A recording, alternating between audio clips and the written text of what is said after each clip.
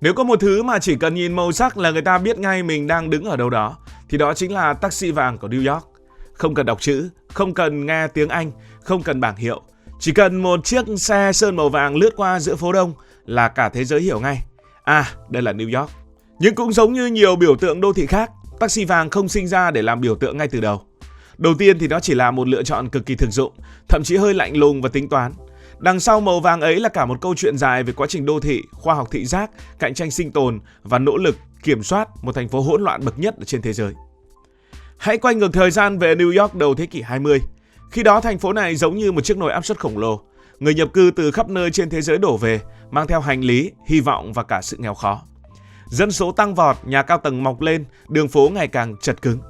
Giao thông lúc ấy là một mớ hỗn độn đúng nghĩa. Xe ngựa, xe điện, ô tô thuở sơ khai, người đi bộ, xe chở hàng, tất cả đều cùng đi trên một mặt đường. Luật lệ chưa hoàn chỉnh, ý thức giao thông còn rất thấp. Và trong khung cảnh ấy, taxi xuất hiện như một dịch vụ cần thiết và cũng đầy rủi ro. Ban đầu taxi là phương tiện của giới khá giả, nhưng khi nhu cầu đi lại tăng lên, ai có xe cũng có thể chạy taxi. Xe thì đủ màu sắc, giá cả mỗi nơi một kiểu, tài xế thì mạnh ai nấy làm. Với người dân, đi taxi giống như đánh bạc, có thể nhanh, có thể bị chặt chém, có thể an toàn, cũng có thể gặp rắc rối. Chính quyền New York đã sớm nhận ra rằng nếu để taxi cứ tự phát như thế này, thành phố sẽ rơi vào tình trạng mất kiểm soát giao thông. Nhưng bây giờ phải kiểm soát lại bằng cách nào? Không thể cấm taxi vì thành phố cần chúng, cũng không thể để chúng tự do hoàn toàn vì hệ quả là hỗn loạn. Trong lúc chính quyền còn đang loay hoay, một người làm kinh doanh đã nhìn thấy cơ hội của mình. Ông này có tên là John Hurt. Ông này là một doanh nhân gốc Hungary, người sáng lập một công ty taxi. Ông này không bắt đầu với tham vọng xây dựng biểu tượng cho New York giống như mình đã làm được, mà ông chỉ có một mục tiêu rất cụ thể: làm thế nào mà kiếm được khách nhiều hơn đối thủ.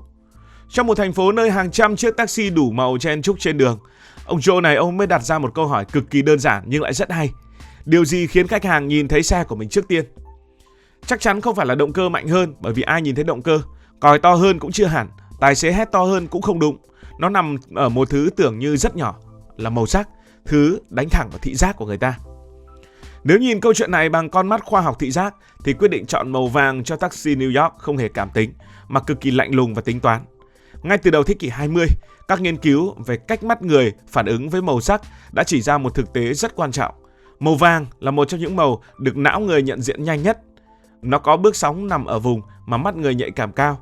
Vì vậy chỉ cần xuất hiện trong tầm nhìn là lập tức màu này sẽ bật lên ngay cả khi người ta không chủ động tìm kiếm. Điều này đặc biệt quan trọng trong bối cảnh đường phố New York khi ấy, nơi mọi thứ đều chuyển động liên tục thì người ta phải nhận diện nhanh. Xe thì chạy, người thì đi, biển quảng cáo, đèn hiệu, bảng hiệu thì lấp lánh. Tất cả tạo thành một dòng hình ảnh hỗn loạn.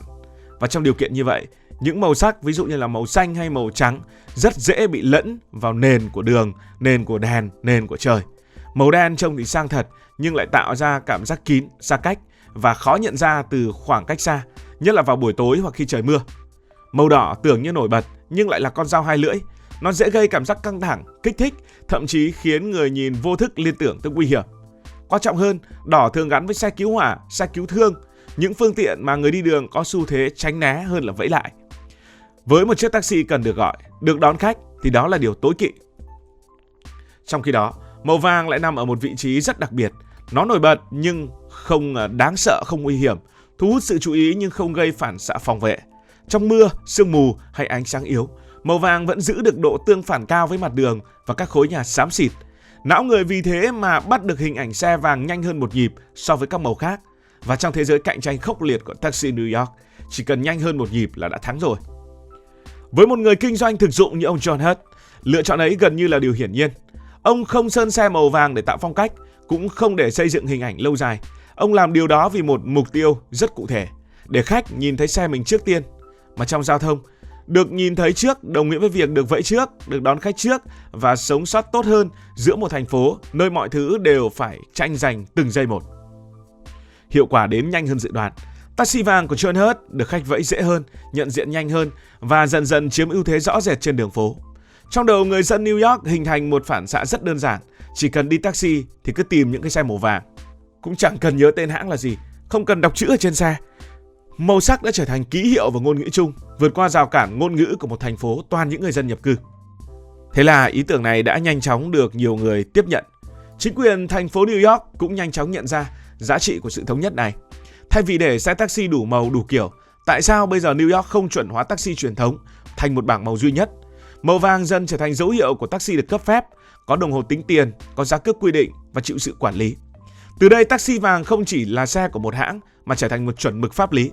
Taxi vàng không bị đẩy ra ngoài lề mà buộc phải hoạt động dưới hình thức khác. Màu sắc từ một quyết định thị giác trở thành một công cụ để kiểm soát cả thành phố. Cùng với thời gian, taxi vàng cũng gắn liền với hình ảnh của người nhập cư ở New York.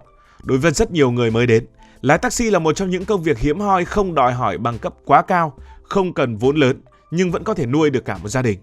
Hình ảnh những người nhập cư lái taxi vàng len lỏi qua Manhattan trở thành một phần của giấc mơ Mỹ. Bắt đầu từ con số 0, giống như cái vô lăng nó tròn như vậy, làm việc chăm chỉ rồi dần dần đứng vững trong thành phố khắc nghiệt này. Nhưng như vậy vẫn là chưa đủ. Điện ảnh Mỹ đã góp phần biến taxi vàng trở thành một biểu tượng toàn cầu. Hễ phim nào có New York gần như chắc chắn sẽ có taxi vàng. Nó xuất hiện trong một cái hình mặc định, giống như nói đến Paris thì phải quay tháp Eiffel, nói đến London phải quay Big Ben và nói đến Hà Nội thì phải quay Hồ Gươm. Từ đây taxi vàng không chỉ là phương tiện giao thông bình thường, nó trở thành một phần của New York. Hiện nay thì sao? Hiện nay taxi ở New York vẫn chủ yếu là màu vàng và đây vẫn là hình ảnh quen thuộc nhất khi nhắc đến giao thông của thành phố này. Những taxi vàng mà người ta hay thấy trên đường phố chính là loại taxi truyền thống được thành phố cấp phép đặc biệt cho phép đón khách trực tiếp bằng cách vẫy xe trên phố, nhất là tại khu vực trung tâm.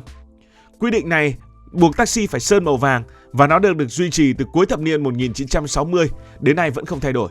Bởi màu vàng giúp nhận diện nhanh, dễ quản lý và trở thành một phần bản sắc đô thị của New York City. Tuy nhiên, taxi ở New York bây giờ không chỉ có màu vàng. Từ những năm 2010, thành phố cho phép thêm một loại taxi khác gọi là Borough Taxi, sơn màu xanh lá cây. Loại này chủ yếu phục vụ các khu vực xa trung tâm hơn, những nơi trước đây taxi vàng ít hoạt động. Điểm khác biệt quan trọng là taxi xanh không được đón khách vẫy xe trong khu vực trung tâm Manhattan mà chỉ được hoạt động ở các khu vực còn lại. Bên cạnh đó, New York còn có đủ các loại xe dịch vụ khác hay những ứng dụng gọi xe vốn không bị ràng buộc bởi những màu sắc truyền thống. Dù vậy, trong mắt người dân và du khách, taxi vàng vẫn là biểu tượng số 1 của New York, không chỉ vì số lượng lớn mà vì nó đại diện cho một thời kỳ lịch sử, một cách vận hành đô thị, một hình ảnh đã ăn sâu vào văn hóa đại chúng toàn cầu. Tổng kết lại, taxi New York màu vàng không phải vì truyền thống, không phải vì thời sang, càng không phải vì thẩm mỹ. Nó là kết quả của một chuỗi lựa chọn rất thực tế, dễ thấy, dễ quản lý, dễ sống sót, nhiều khách trong một thành phố khốc liệt. Và từ những lựa chọn tưởng như nhỏ nhặt ấy, New York đã vô tình tạo ra một biểu tượng mà cả thế giới nhận ra trong tích tắc. Cảm ơn vì đã quan tâm theo dõi câu chuyện này. Nếu cảm thấy thú vị, bạn có thể nhấn nút đăng ký kênh, bật chuông thông báo và chia sẻ. Còn bây giờ thì xin được nói lời chào, tạm biệt.